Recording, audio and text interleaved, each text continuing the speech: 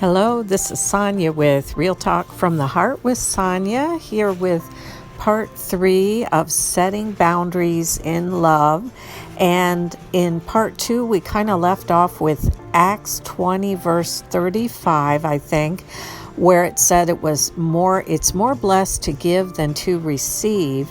And the conclusion I was coming to, what I believe is that we need the abundant grace of God when we are giving, and that is how we can be cheerful givers.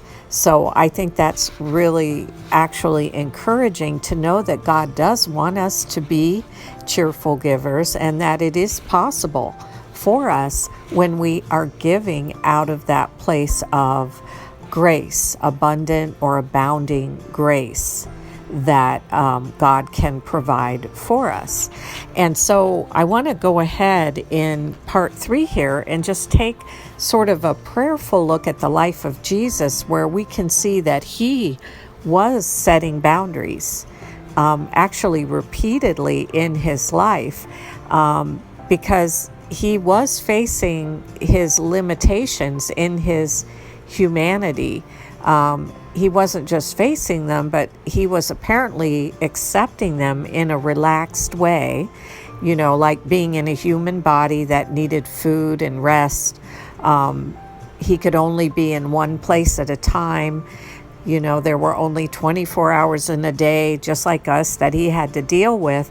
And Jesus did have personal needs that he put a priority on, sometimes even over the needs of others, which might be a little surprising to think about that. But he did this apparently without feeling guilty either.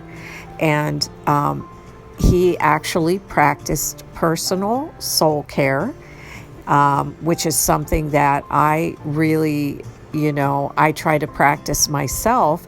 And in Jesus's case, that had to do primarily with separating himself from others to be alone with God, who he called Abba Father. So Jesus was living in this rhythm of life that not only kept him free from burnout, but it kept him full of God, full of grace and truth.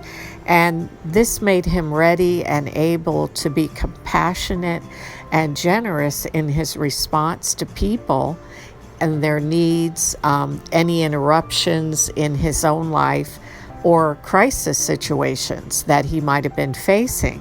And so I think this is really helpful for us, when we look at how Jesus was walking out soul care, and to remember that because of this, Jesus was not living on the defensive.